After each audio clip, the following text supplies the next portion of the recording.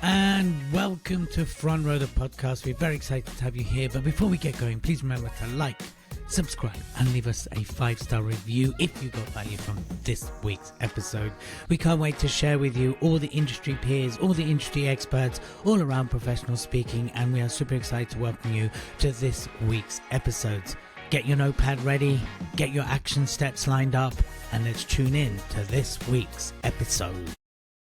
Welcome back to the podcast, Front Row, and we are still in the Winners Series season, and I'm so excited to be joined by Kate Ancketill, and I am super excited. I'll tell you why I'm excited, because while I'm interviewing all these winners, Kate has a very unique journey. She's got a very unique perspective, which is probably why she won the category she won. I'm going to go into it in a second, but just a little bit more about Kate. She's a global thought leader and a motivational speaker, right? About business futurism, right? This is why I'm intrigued by this, because I'm interviewing a range of winners, as you know, Kate, and you're unique in the futuristic space. So for 25 years, you've been the innovation partner for the likes of P&G, Tesco's, Microsoft, Google, many more. I can go in. Some names I can't even pronounce, to be honest, hence me skipping a few names there. Coca-Cola, Lego, oh, Lego, cool, and the BBC. So it's and you bring a unique angle, which we'll dive into a little bit. But first things first, thanks for being here. And I know you help business leaders break down complex problems into steps, which is, the immediate question is, hold that thought, but my immediate question is, are you the female Steve Jobs? Because that's what he did. He took complex ideas and simplified them. Let's come back to that, maybe. Maybe you don't want to be associated with Steve Jobs. I don't know. You can push back if you want. But first things first, you were the winner in the category, which was?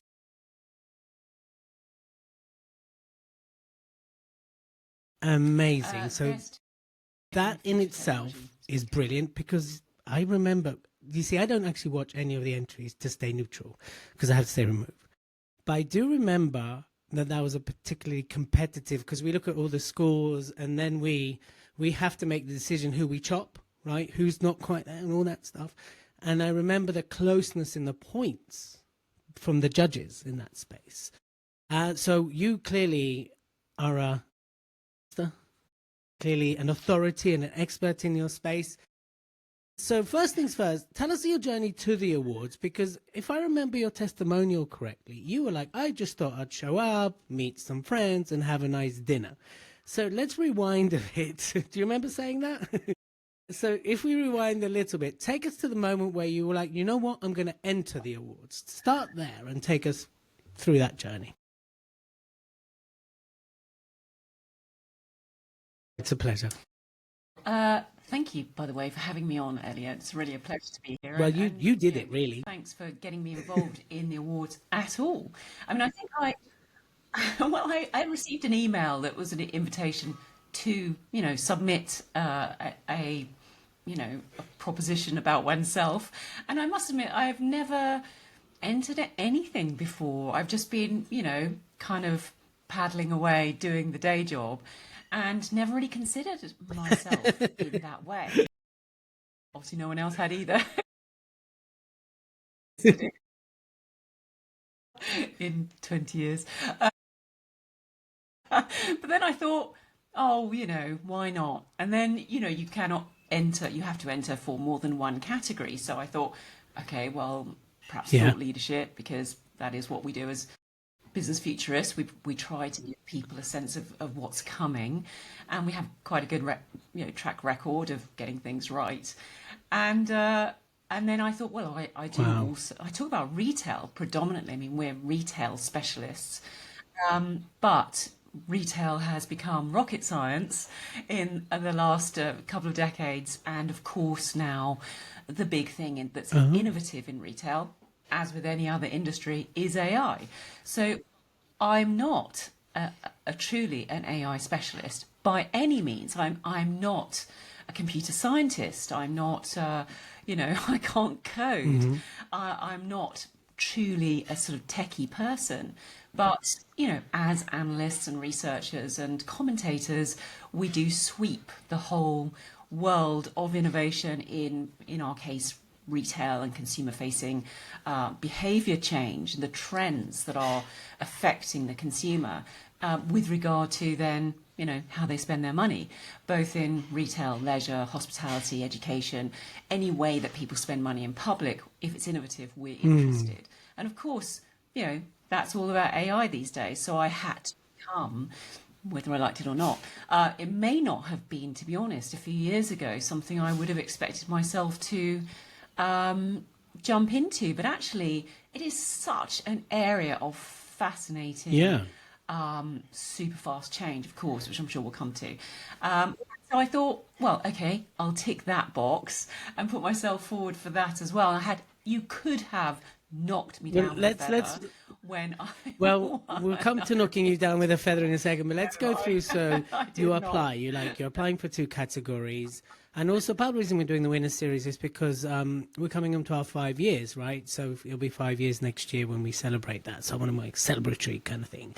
So you go through the process, you apply, and then you're like, what will be a little bit. Were you like, I really want to win this? Or were you like, you know what, I'll just, no, right. No, I had no expectation whatsoever. Just thought this would be nice. Yes. Get together with some, because, speakers, well, people who probably have a day job, but then also do speaking, they are lone wolves. They don't normally meet each other. We don't know what other people's lives are like. It's quite an unusual sort of existence, especially if you do it full time, which I guess I'm increasingly doing it full time, although I do also still have a day job. And so it's interesting, super interesting to meet those other weird and unusual minority people who earn a living through public speaking in whatever subject they're in. Some of them it's about their own personal journey and they've sailed around the world or whatever, or they've had a disability that they've overcome and they talk their story, they speak from the heart. And others, like, I don't know, BBC journalists or economists or people like me who are basically commenting on something that's happening kind of now or recently and then extrapolating to the future and have to be constantly up to date with it. They're all very different. Meet and I these just people. was so interested to, quite humble, thinking, well, you're all must be much better than me at this. I just sort of fell into this by accident. And you've obviously, I just assume everyone else is much more kind of grown up, and competent and grown up and have done it for a lot longer. You kind of forget that actually this did sneak up on me, but I suppose I have been doing it now for about 20 years. But I've always done it alongside another full-time job, so it never really felt like it was the main thing. Although so you meet these incredibly, so I guess it humanized it a bit for you to meet other people. Not that you ever thought they weren't human, but this is what I get a lot from people when they talk about the awards and the gala and kind of meeting other speakers. They all talk about the lonely path. Every single speaker I come across talks about that. And then they talk about, it's nice to meet someone who gets us. It's nice to meet people who understand why we do what we do, that we're willing to go through all this, put ourselves on stage, expose ourselves potentially to vulnerabilities and things like that, or scrutiny, right? I guess the space you're in gets scrutinized a lot. There's a lot of skepticism, there's a lot of misunderstanding, there's a lot of fear. It's a very fearful place to be, especially retail, which is a murky, really ever-changing, tough place to go into. So I'm interested when we explore that. So it humanized it for you, and you met fellow weird, strange people who are just normal people in my mind. And then I take it you showed up to the shortlisting party and you were on the call.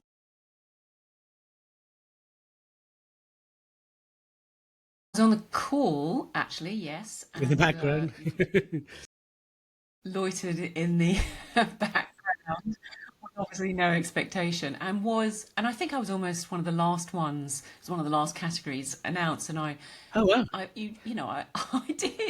I was sitting in the garden actually listening to it, and I just did get the most ridiculous grin on my face, because I was just so, utterly surprised, genuinely amazed and surprised that this possibly could happen. that's still just you're on the shortlist. So it's still an achievement. I was still delighted to be, given.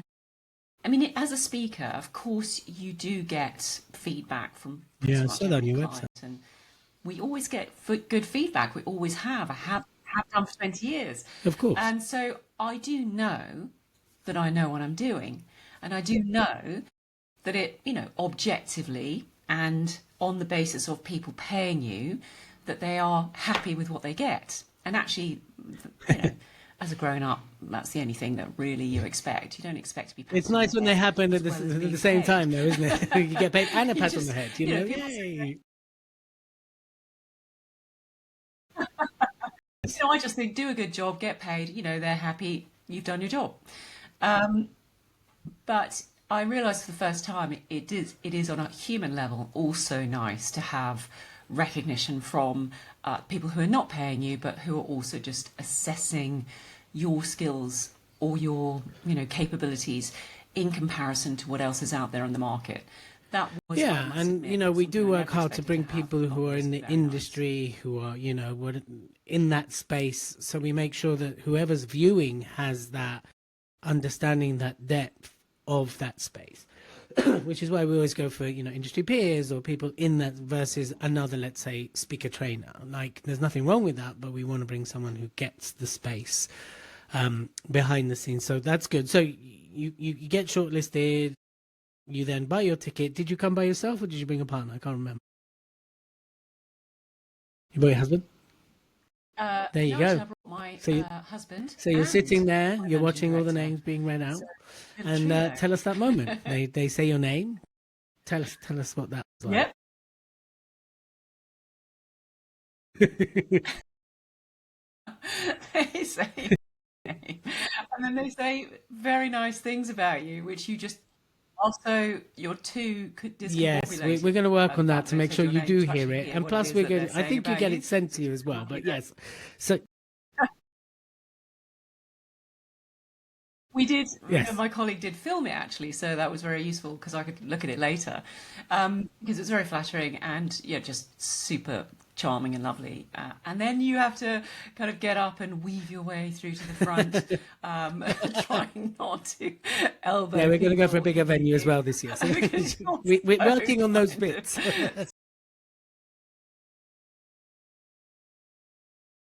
But that's all part of the charm of being. It's like the Oscars, isn't it, for our industry?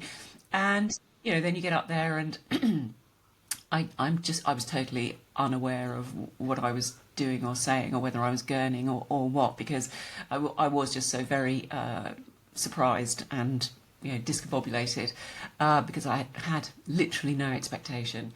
But yes, it was extraordinary. And then you get whisked off to the interview. You go around the backstage and somebody's sort of being very nice to you, and you are clutching this award, which is, I'm sure, for lots of people, most people who've been in their industry for as long as I don't think so. Probably have cabinets. But that would insinuate there's a lot of speaker awards out there, and there aren't. Because I did it.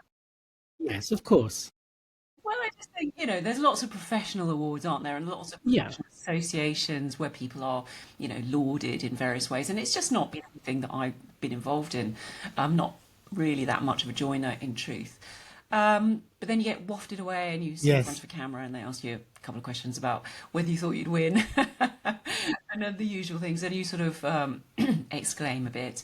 And then, yes, you go back to your table, and the other people, if they've lost, are obviously a bit crestfallen, but if they've won, they're obviously delighted. But I think a good time is had by all, and I personally didn't expect to win, so I didn't go there with that expectation. I went hoping to become, part of this little community and learn from those fellow travellers, and to see actually what is the standard of other speakers, because you only really know from your own clients. You don't know from the industry, as it were, because I don't go and watch. Well, I do see a lot of other speakers because I'm at conferences waiting for my bit, but you don't sort of study them to compare them with you, and this does allow you to sort of benchmark what did the guy who'd won several years running, what was different about him, because he really did stand out. And I think what was interesting was he did have a whole team behind him, and I have a team behind me, so I also have a similar advantage. My team is not oriented entirely to my speaking. It's oriented to what the company does, which is business features consulting. But I still get a lot of support from them, a lot of input and sort of strategic content.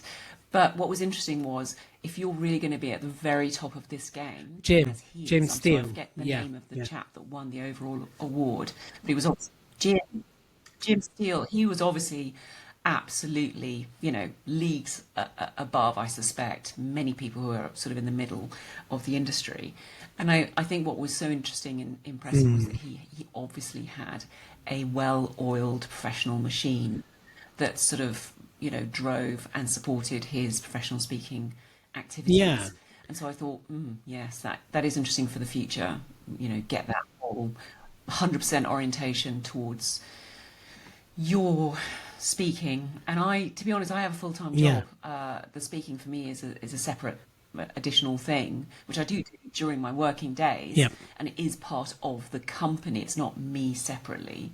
But it's not what I spend my whole week doing by any means. I am actually working all these others consultancies, and, Lego and Tesco and so on most of the time. But then that, I suppose, keeps me grounded in what real business people need right now, as opposed to I might be at risk of going off on one, being a bit sort of whimsical, telling stories that I think are entertaining rather than the stories that people need in order to help business do better and be more profitable. And I think a lot of speakers are in that boat, as in they're doing other stuff. There's whether they're consultants, CEOs, MDs, trainers, they do other things as well as speak. It's a very small percentage that solely are speakers that I know of. I could be wrong, the Emma Hendersons of the world and the Bonita, both won as well.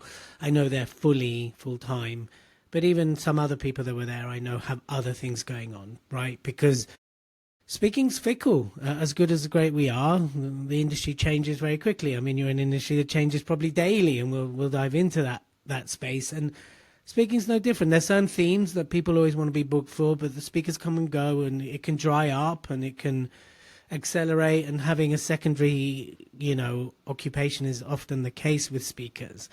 I just want to, for anyone watching this for the first time or hearing about the Speaker Awards for the first time, I just want to say that just backing yourself and going through the process. So yes, this is about the winner series, but just backing yourself and going through that process is worthwhile in itself. Everybody I speak to from the winner series or beyond talk about just going through the process of getting what you wanted to put on the application was worthwhile. Would you agree with that?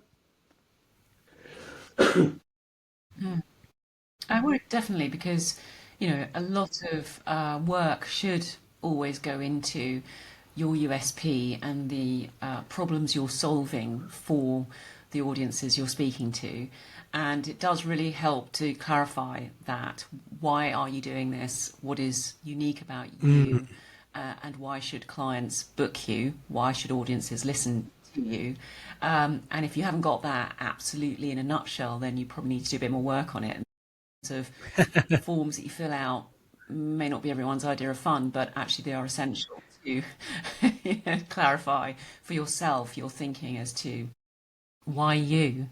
What do you bring to the table? And that is were you pleasantly surprised by how warm the community was, or were you expecting, because they're speakers, a bit like actors, at times they can be quite wary and quite guarded? I know that because I see that all the time. Were you a bit like, oh wow, everyone's actually pretty cool, or were you a bit like, Yeah, no, I do think speakers are super friendly to each other, and all the ones I've met now through these kind of networks that I've kind of more recently engaged in, they all have the same problems. They're willing to share who they're using to do their websites, or people do even share what they earn, for example, which is a question on everyone's head. They were all wondering, where do they sit? What should they be charging, and what is normal? And you'd have thought people would be very cagey about that, but Hi, actually, what's your I mean, not name? at What do you sitting around make? dinner meeting for the first time, Sorry, you don't make enough. I'm but going to sit generally next to that speaking, person. Very I rude. know we have listeners after all. It would be rude to ask about money on first meeting, but I have found that speakers that have just, gotten to know each other even a bit are extraordinarily open and generous with the knowledge that they have, how to write a book, how not much time you should spend on that, whether you should write a book, whether that is essential for you to get taken seriously as a speaker. Wow. I mean, That's a lot my of company's books. written 4 books a year for 25 years. But when people say, "Oh, have you written a book? Have you written a book?" I have to say, not one that you can read, because they are private circulation to our clients. But yes, and Wow. I've written a lot of books, coming up to 100 actually by at the end of next year. But they're not public circulation books, so it's complicated for a futurist to write a public book that takes It's out there, 6 months or a year to come out, because the instant it comes out, it's out of date. You can only really, therefore, write about your methodology, not the actual, trend and insight as to what's driving the trends. So quickly out of date, particularly if you're talking about tech and AI, and I'm just trepidatious Yeah. to even touch that. So that's why I don't have currently, although apparently AI online. Wow, that's interesting how it's finding you.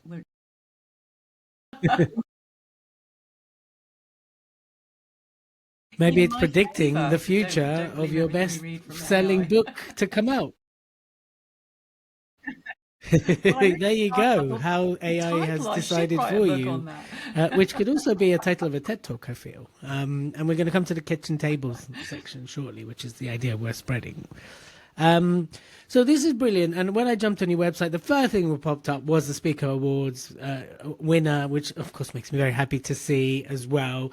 And no, it's true. The speaking community can be and is often very supportive, very collaborative. Like any community, you get the odds or you get the extreme of a variety of sometimes egotistical, sometimes over demanding, sometimes whatever. But generally speaking, I'm happy to say we don't attract a great deal of those people. And what you've said about everyone being open, because they've got nothing to lose either. If I tell you how much I'm making per gig, that doesn't suddenly cost me the gig. Right? And I think the whole conversation about fees is ongoing with speakers. It's everyone wants to charge more and everyone wants to get booked more, right? So it's ongoing. So I'm glad you found that as your first time as well of going through the whole process and attending a gala. As you know, we have people that come back, which is lovely. We love that. We welcome that. And that helps us grow and become better, of course, at what we do. So all those bits you mentioned about things being read and not being able to be heard, we are working on improving all of that stuff. A better venue, we're working on it. We're just in contractual conversations as we speak, as it's being recorded for much better, wider, taller venue. So keep an eye out for that. So look, we started to allude to you're a futurist. You've done 10 years of running, you've been speaking future retail trends and some of the world's biggest conferences, right? You've obviously won Best AI and Future Speaker. So tell us more about what's going on in your space. Let's go into sort of more of you and what you do. So you've won this award and now you're getting booked and things are going well, as you said, offline before we started recording. You're sort of getting more and more. Tell me what's going on in the space of retail in your domain. Talk to us.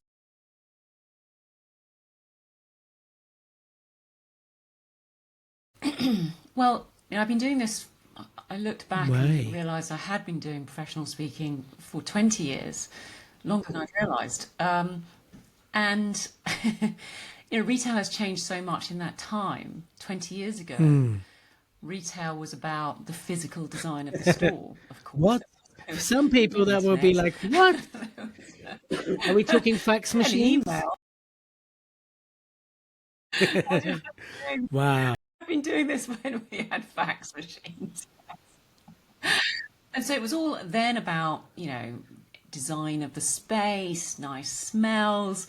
What was the point of sale at the fridge door in the supermarket? How did you kind of charm people to walk into your physical store rather than walk past? It just feels so kind of quaint and simple compared to what we have now, because of course then we had e-commerce, and pretty much everything has changed in the last 20 years to become that sort of omnichannel not post physical store, but the physical store has been fundamentally challenged by the dominance of social media.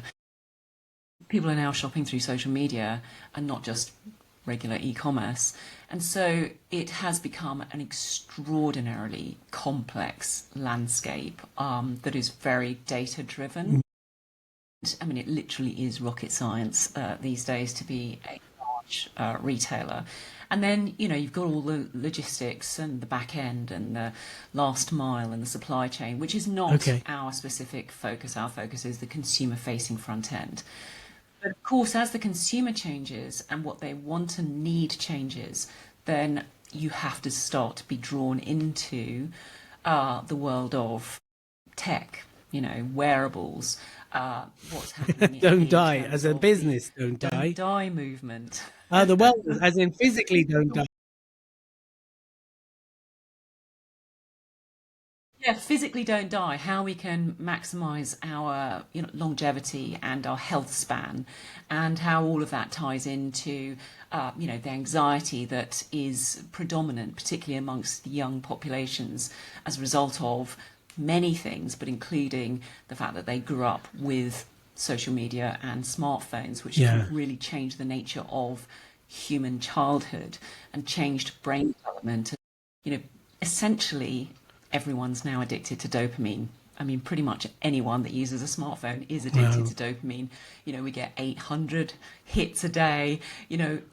Our brains and bodies are designed for us to have to walk for 3 days through the Sahara to get one dopamine hit when we find a bush with some berries on it.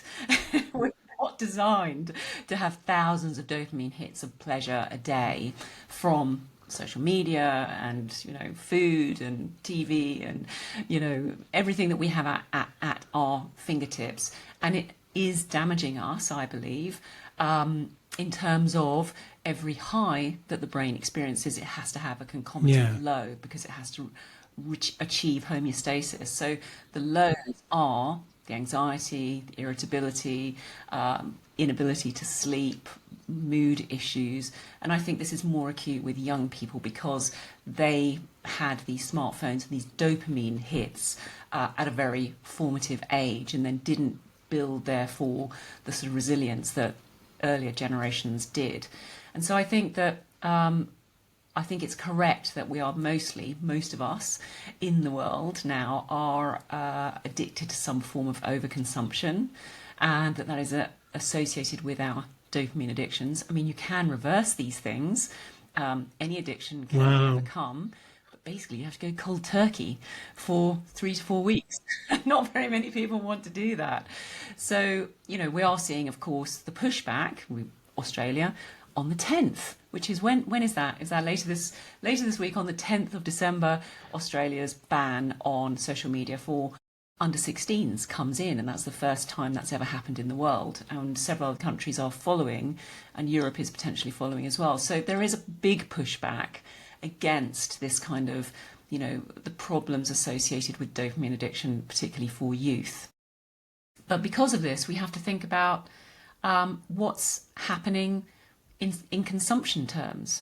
So 800 hits of dopamine. There's a pushback in Australia. We're seeing that. So do you feel that the world is now going to be watching Australia and see how they get on before it distills? Or do you think it's far too embedded in our lives that the pushback might be so monumental that we're just not going to bother going there?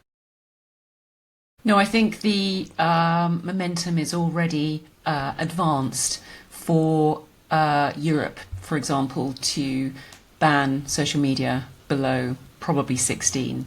And I think most parents generally speaking, are aware of the damage that smartphones do, particularly to under 13-year-olds. So I do think that probably sanity will prevail, and I hope that we will save the next generation if we haven't been able to save this one.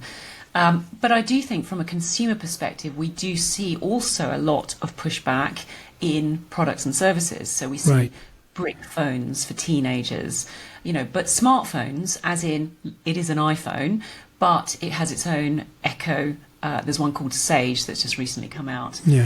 It has its own ecosystem of only apps that allow you to do your schoolwork or check the weather or do your banking. No social media. You cannot get around it on that system. It's expensive, but there are products and services arriving which do, I think, help in this regard.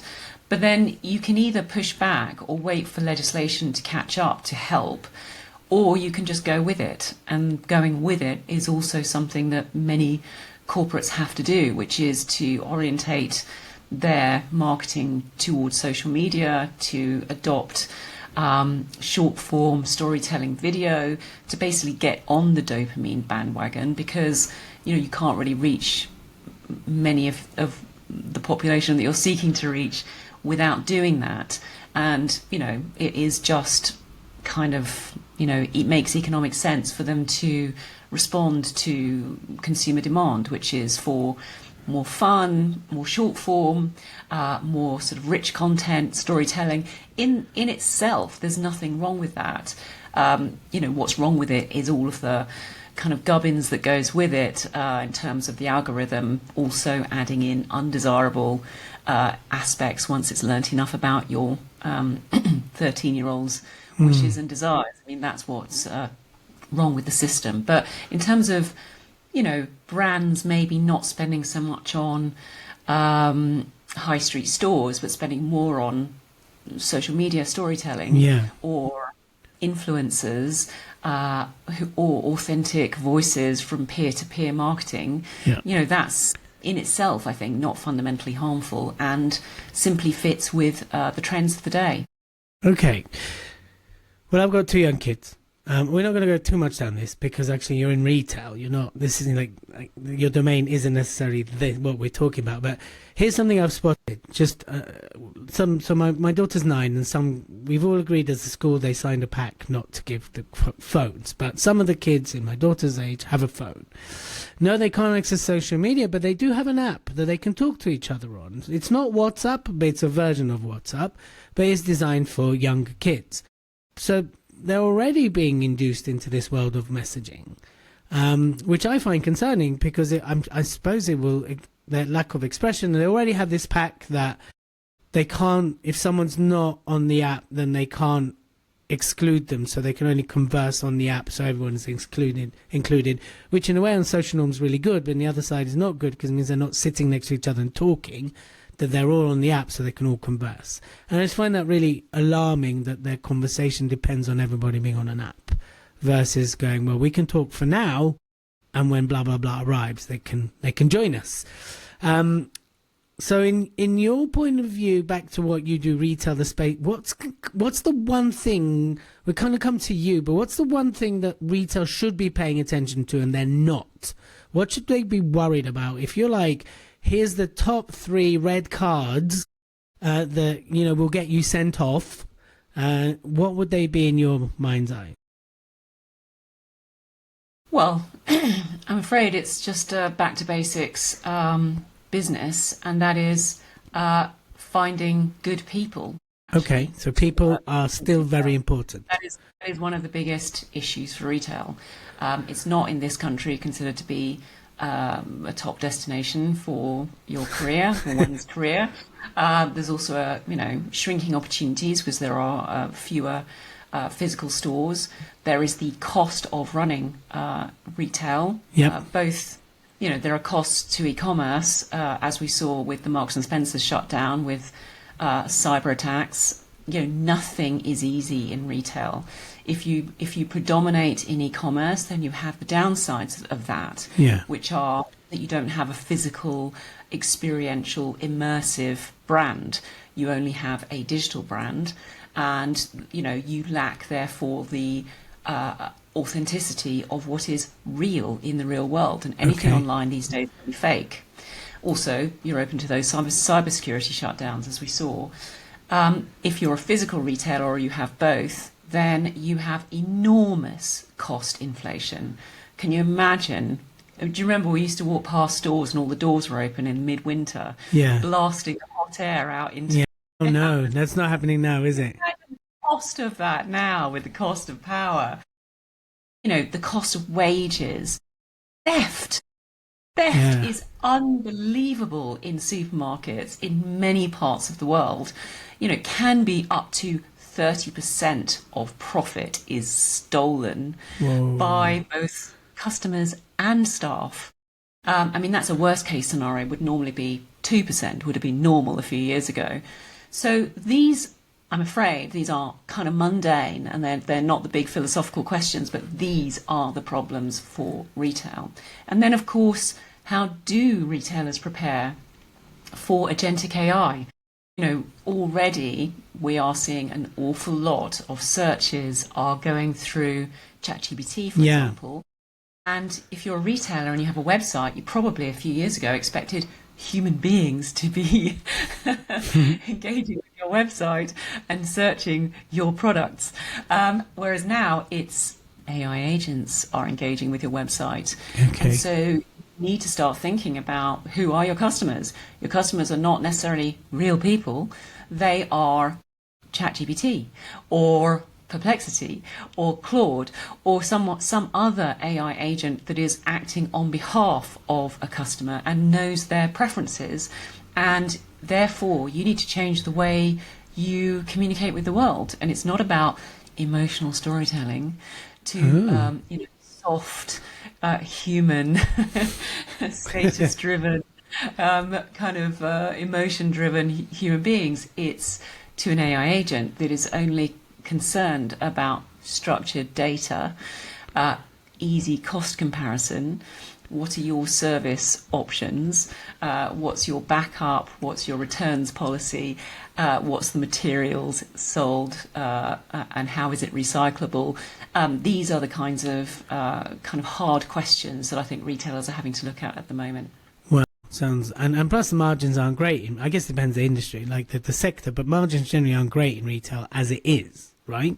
No, exactly. It's not been blessed with being an industry in the overall ascendant, partly for structural reasons. When populations age, which we are, people spend less.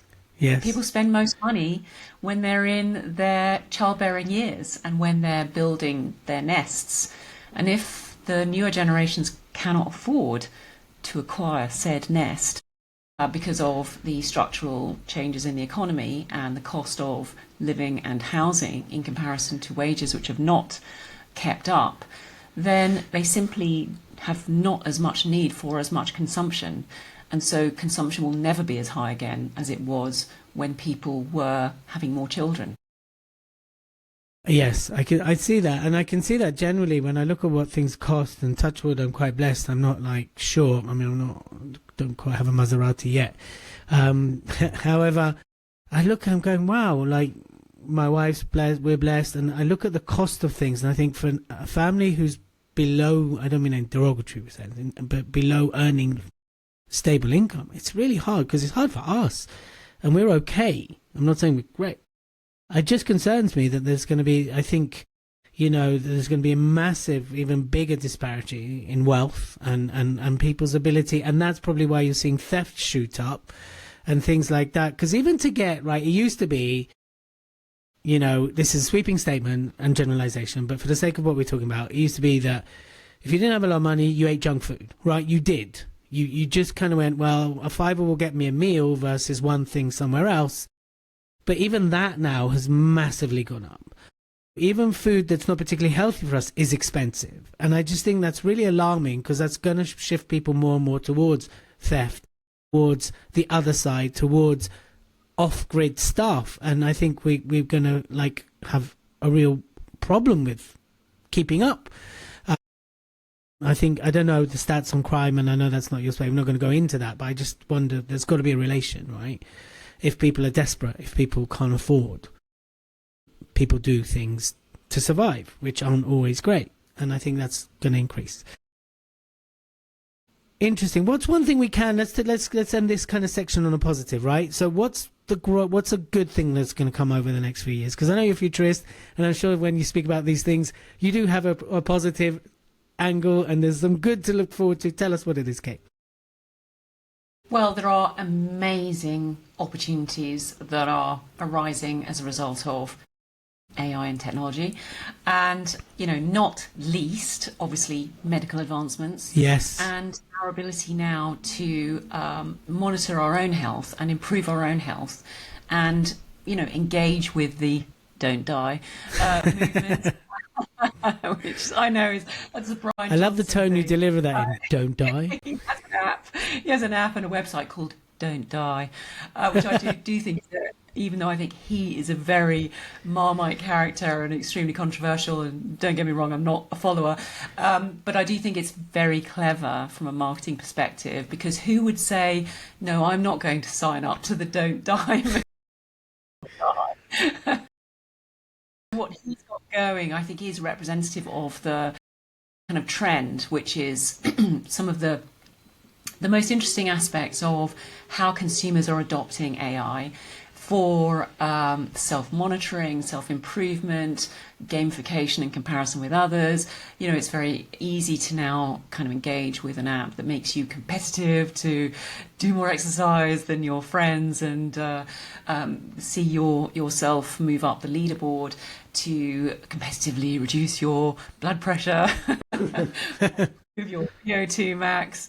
Obviously there are a lot of people not at all interested in their own health, although the GLP-1 argument would show that most people are actually interested in improving their health. There is a mass movement for improvement of things like obesity, and that's the early stages, and then the latter stages are improving your VO2 max and running up hills competitively, and wearables which allow you to track your progress, also increasingly not just fitness, but also stepping into a booth on the high street where you've paid to have all your fundamentals checked and a full body scan, giving you, essentially a full health check. And that's, I think, and we are seeing that in places like Marylebone. People pay £299 for essentially what you would have paid tens of thousands for only a couple of years ago, and that's because of AI. And that's picking up some serious health issues that people didn't know they had. It's getting people on the boat to take more responsibility for their own health, and becoming really interested in what I do now today is going to improve my chances of not getting the big nasties in the future, including degenerative brain diseases, which I think up until recently most people felt if you had that gene, you were just unlucky, there was nothing you could do. And I think now we're realising actually there's a lot you can do that's mostly to do with your lifestyle now, earlier on, maybe 30 or 40 years earlier. So I do think that's a hugely positive and advantageous use of technology, and I think that's really just going to grow and grow. And of course, just AI for productivity. If you're looking at last mile delivery, you can't do it without AI. It massively improves the effectiveness and the sustainability. You need AI to plan a route for a major supermarket for deliveries. Otherwise, you'd just be spending 100 times more time on the road finding addresses, etc. Not going in the right order. And also, it's a complex and controversial area, but we don't have enough workers. There are not enough people increasingly to do jobs that are not necessarily people's most ideal job.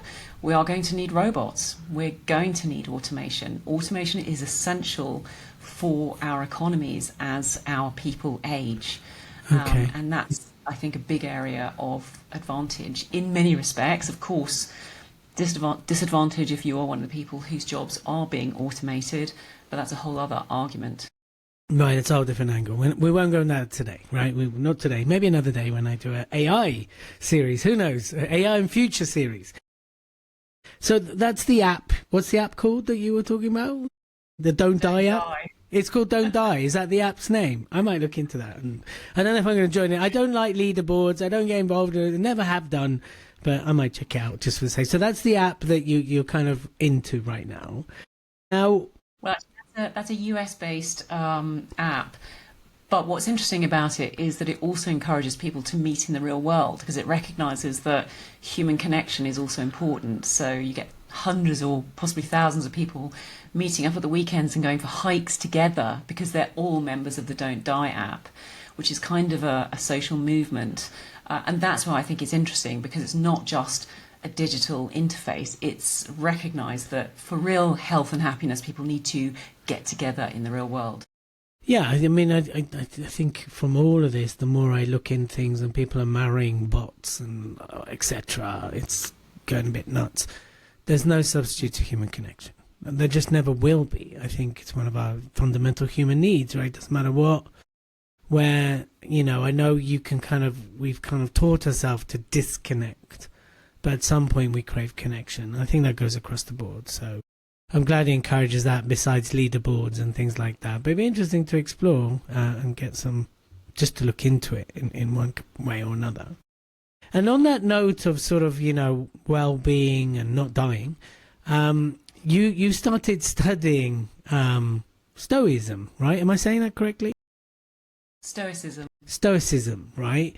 Tell us a little bit about that and your journey towards studying that. Well, I only study it in the sense of I read a few books about it, but I came from the sort of background which, you know, the regular comprehensive education in this country does not really include the philosophy of Marcus Aurelius. Because it's an ancient philosophy, right? It goes back to Greek times. Exactly, it's an ancient philosophy, which I think most people with a classical education are very familiar with. But I didn't have a classical education. I had a regular kind of working class education.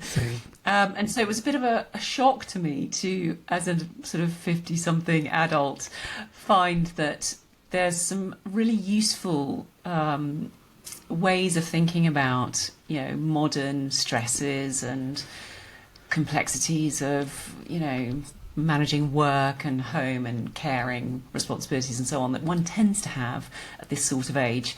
You know, you're usually quite squeezed from various angles, you know, and being a business owner and having a full-time job just generally there's a lot, isn't there? Everyone has a lot these days. And, you know, I remember being absolutely flabbergasted and shocked at an idea that I read quite early on from Marcus Aurelius, which was, don't catch yourself complaining, not even to yourself.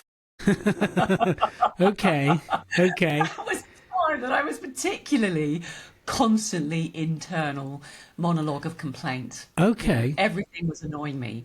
Everything was irritating me. I was internally constantly complaining. And I must have probably been externally complaining somewhat as well. I realised it's quite annoying for those around you and nobody wants to hear it. That's very true. That's very true. You know, life is about problem solving, isn't it? Really, to be a grown-up is, you know, every day, what are we here for? We are here to solve problems. In any job, in any role, in any life, to be successful is to be a problem solver, and also to, you know, survive that happily and not to be internally complaining to oneself about one's lot and about all those problems one has to solve. So actually, I had never, ever come across that sort of advice or philosophy, and I just dived in and have been reading the classics. Have you? Not necessarily the original text, I must admit. Often the you know, modernised, interpreted versions, which say, look, in modern life, this is how you can adapt these very sensible learnings. And I have found it very, very useful for myself personally and my approach to life and work, and just being more grateful, being possibly a bit more thoughtful, complaining a lot less. Well, I think that in itself is value for money, isn't it? Like, if we just learn not to complain as much as people, not you. That's not you, Not right? even internally not complaining. I mean, that was the trick for me. You can make yourself not complain on the outside, but actually it's really useful For the inside. So I'm just picturing this, right? Because in our household, our kitchen table is kind of the hub of creativity. So, like, my kids do their art there. Emily and I, my wife, we talk about ideas, strategies, just general stuff. It's all of the kids. As much as I've tried to move my kids to an arts table, it all centers around the kitchen table. So I'm just imagining your kitchen table now to be full of Greek books and all these things to do with what you're learning. I mean, is that on your kitchen table as we speak? Metaphorically, yes. My other half is very in favour of me complaining less. I bet he is, right? Being more in, seeing your life as the purpose of it is to be in service of others, and to be a bit less me, which I think is something that can become lost in a modern world of fairly self-centered social media, which I must admit I don't use social media for those purposes. Yeah. Do look at the odd scroll of cute puppies. I do love puppies, but I'm not. I've never engaged in the look at that person having that fabulous life on a yacht and comparing myself, because I've always known that comparison is the enemy of joy, and it's just never been of any interest to me. But I think it is very easy to feel put upon by a modern lifestyle which perhaps doesn't orient itself enough to exercise outside, 8 hours a day working plus traveling. You don't have as much time as you should have to be a natural human entity, which is we are animals. Yes. We need to move, we need to exercise, we need to eat healthy food, and we need to not be stressed all the time. And I think work can sometimes, and I fell victim to this for probably about the first 20 years of my my career, of probably being fairly awash with stress hormones most of the time, which did not do me any good. And I do now realise that is no way to live, and I do a lot more dog walking these days. Oh, nice. So have you taken this kind of new learning into other areas, or have you just used it for self-development, so to speak? I've used it for, yes, self-sanity, and I think it does also help to throw some perspective on, I am not a campaigner for youth mental health. Right. That's not been my path in life, but I do fear very greatly for the next generation. Obviously, my work requires me to know about, the stats of, the difficulties that younger generations are having. A lot of my, technical work is about how to help brands and retailers respond to those challenges amongst their, future major consuming group. And I do feel that should Stoicism, modern Stoicism, and the philosophy of basically resilience. Okay, why did you hesitate using that word? There's a real hesitation there. Well, no, just no real reason. I mean, I totally understand the difficulties and complexities of being a young person. I do. COVID, cost of living crisis, the social contract is broken, the economic system is not in their favour. They are actually suffering from the greatest set of contraindications, I think, that we can imagine, and certainly are much disadvantaged by AI and their ability to get entry-level jobs. And so I don't blame them at all for often ducking out of what they see as an unfriendly world. But of course, that's not good for anyone. Yeah. In this country, we have much far too high levels of people that are ducking out of the economy because they just can't cope. So actually, I think modern Stoicism, were it to be taught in schools in whatever form, whether they call it philosophy or resilience lessons, would really help people to understand that any obstacle can be overcome. Any difficulty actually could be a learning opportunity. Yeah. And actually, we only learn through difficulty, and we only advance in our own capabilities as humans by almost embracing those kind of problems. That is the nature of, being a human in the world, is to think, right, problem, what's next? What's next? What's next? And not to be crushed by it, but to take it on board and just deal with it. Yeah. Be interesting. So, I guess part of the challenge can be, and from someone that's done a lot of personal development or self-sanity, as you put it, I think especially when I look at my little boy, my little girl, and just generally look around us, I think you've kind of got us going, you can do this, and it's true, they can, but they don't have the emotional intelligence yet to kind of pursue it.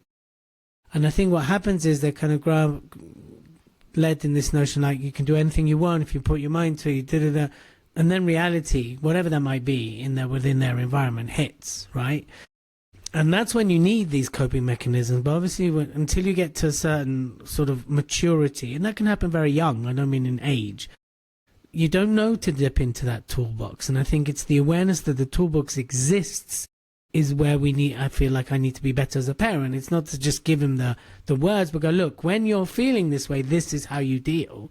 And I think that's the missing part, is giving people the awareness of the toolkit and to dip into it when you need it. Would you agree? I would. And I think the advances in our understanding of neuroscience are becoming actually a very interesting thing from the consumer-facing side, because we're seeing an enormous number of sort of tech wearables, for example, that help you, something that you attach to your head or to your neck or to some other part of your body that helps you to deal with things like those day-to-day stressors and, cortisol flooding through your brain, or inability to sleep. Stimulation of the vagus nerve is a big new one. But recognition generally on that kind of consumer level, because this is one of the major advantages of AI. AI has allowed all of us to know anything, because the whole sum of human knowledge is available to absolutely everybody, in most cases actually for free, obviously with the caveat that there can be hallucinations. You need to double check everything. Yeah. But we can all learn much more about how technology can be, harnessed to help us with these modern stresses that may feel in many cases overwhelming, and we're all realizing actually that sleep, exercise, and the basics are the basics of what allows us to be, fully fledged kind of healthy entities that allow us to then deal with those stresses of life. And I think many people, to be honest, haven't got those basics right. But we're starting to understand the implications of that. You've got to get those three things right first. And it's no longer exclusive with it being available to everyone, right? So that means, in theory, everybody can up-level, their lifestyles, their food, their intake, and have the toolkit to go, this is how I deal with this situation. So what are we talking about that we should be talking about? Well, what aren't we talking about that we should be talking about? I am a tech optimist. Okay. And I am genuinely excited about all the positives that come with advancing AI technology. Yes. But I do think that governmentally there is not enough discussion about the dangers of AGI. So what's AGI? If I don't know AGI. Talk to me as if I remember. You take complex and simplify. Go for it. What it means is basically a super intelligent AI that is able to be more advanced than a human being. and therefore to make decisions on its own behalf that may not align with human interests. Okay. And, all of the big tech titans have admitted that this is a potential risk. And if you watch the videos of people like Geoffrey Hinton, the godfather of AI, and Stuart Russell, who literally wrote the textbook on AI, they are increasingly doing the rounds saying we should be very worried by this, and that we should not necessarily trust the six men at the top of technology companies. We should not trust them to make the right decision on our behalf because we're not being asked. And they're all rushing towards this potential for self-aware superintelligence, which is essentially an alien. It's like an alien god that can do anything, develop biological weapons, launch nuclear bombs, shut down our utility systems, bump us off, essentially. And the chances of this happening, depending on, which of the top six you listen to, the possibility is within 5, 10, 15, 20, the furthest out is 30 years that this will happen. But some of them think it's going to happen next year. Whoa. And the possibility of this kind of superintelligence getting out and not being able to be turned off is not 1 in a billion, as you might find acceptable with a nuclear facility. 1 in 4, 25%. 1 in 4. That it might be unfriendly to us and that we might lose control of it. I mean, obviously every single individual in this field would have a different figure for that. Yeah. Some might say 1 in 100, 1 in 1,000, but it's never 1 in a billion, i.e. extremely unlikely, and the kind of risk factor that we might find acceptable with a nuclear holocaust, for example. Yeah. But the actual risk of this is of a nuclear holocaust type level.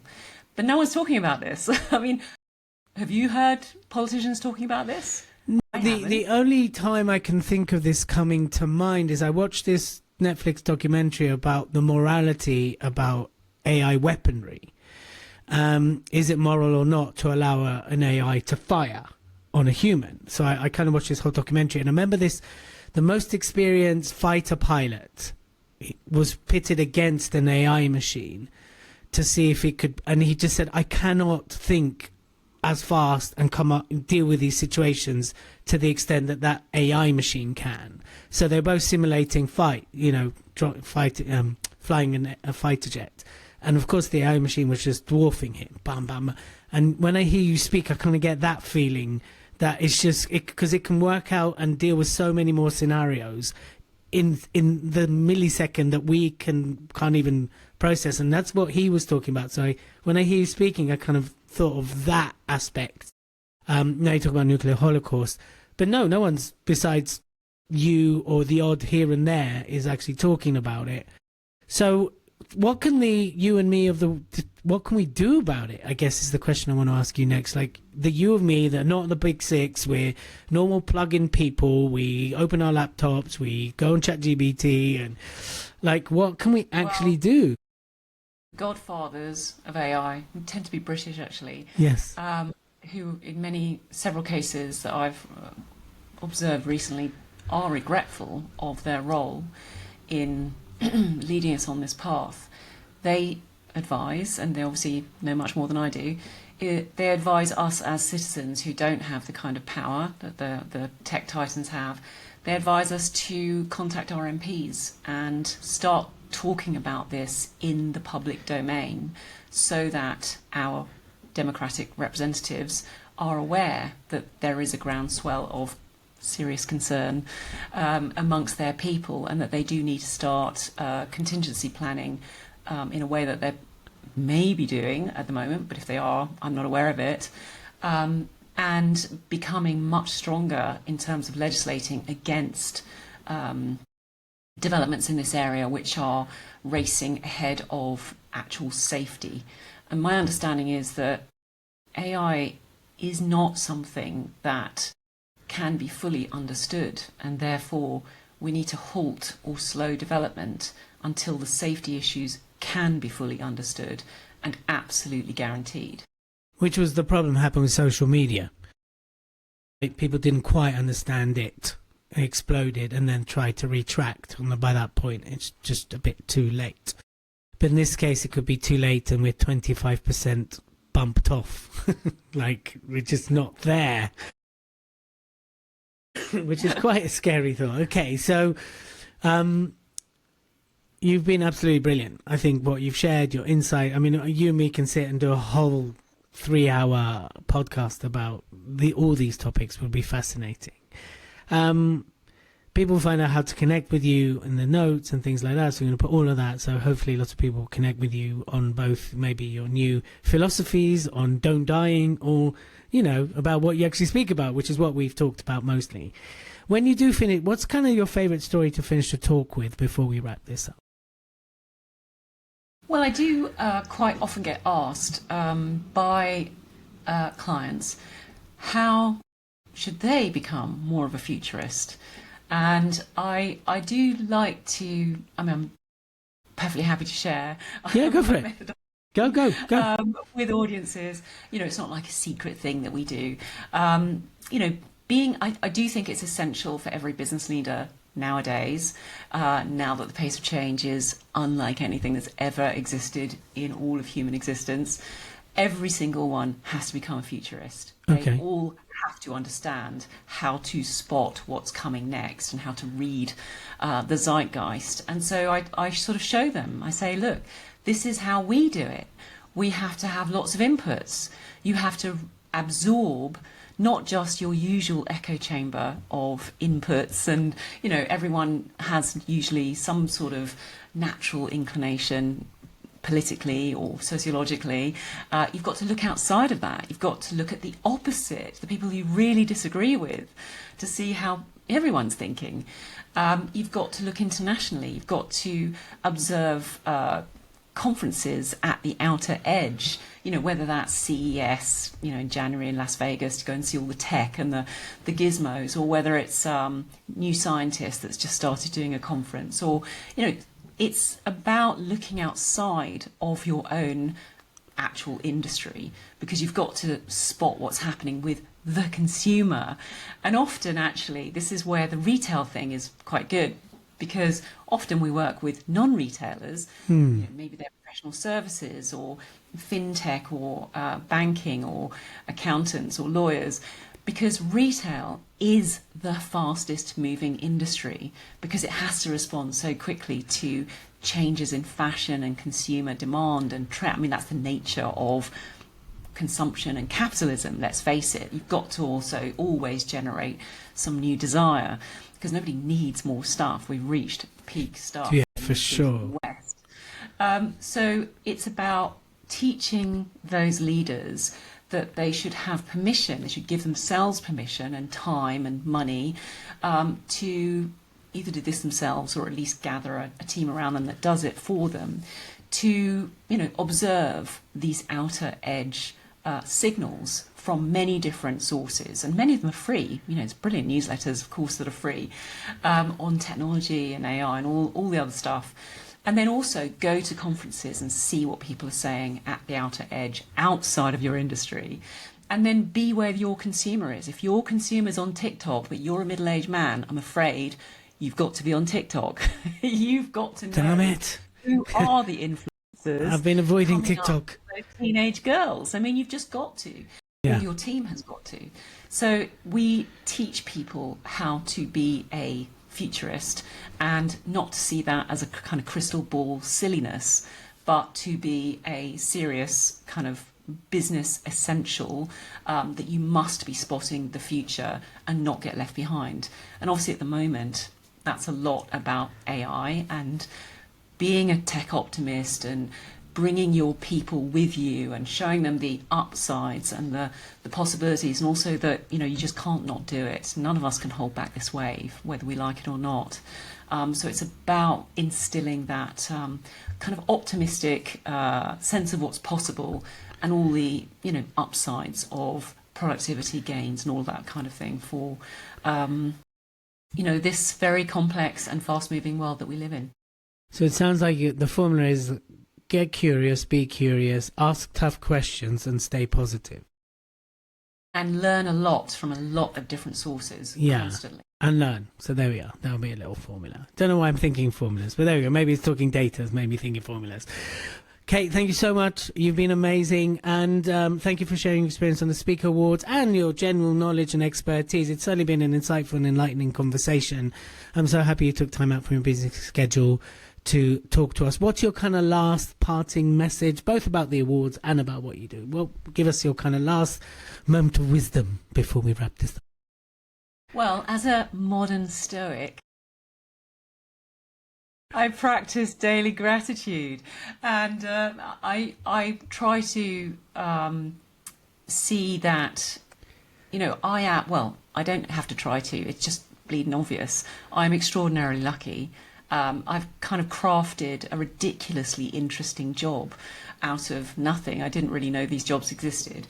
And how incredibly fortunate I am to do what I love, which is learning lots of stuff, putting it all together into ways that hopefully other people find useful and helps them connect dots in things that are extraordinarily complicated. I think if I have one skill in life, that is to simplify and clarify what's happening. And I've obviously chosen a lane, and the lane I chose was retail and consumer behaviour.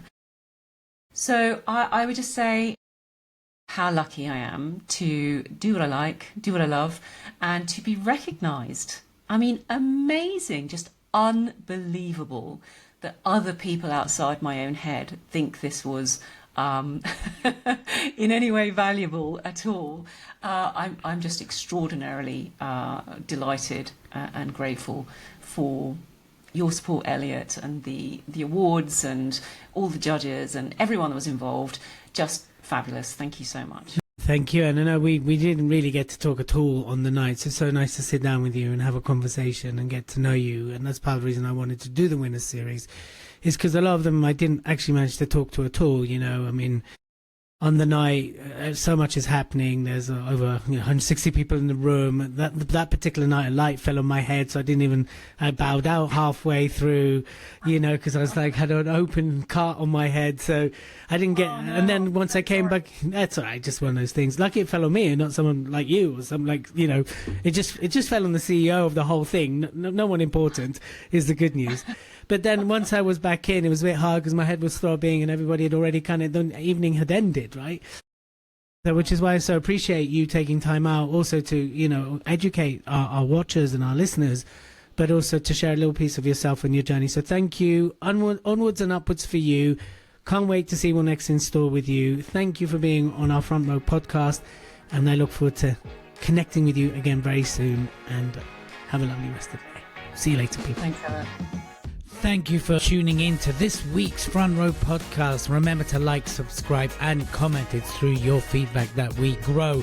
We hope you've taken lots of notes, benefited from the wisdom, and are now going to turn everything into action. Remember to keep an eye out for our next episode of the Front Row podcast. And remember to like, subscribe, and of course leave us a 5-star review. We look forward to connecting with you and hearing the progress of your journey in the professional speaking world. Tune in next time for the Front Row Podcast.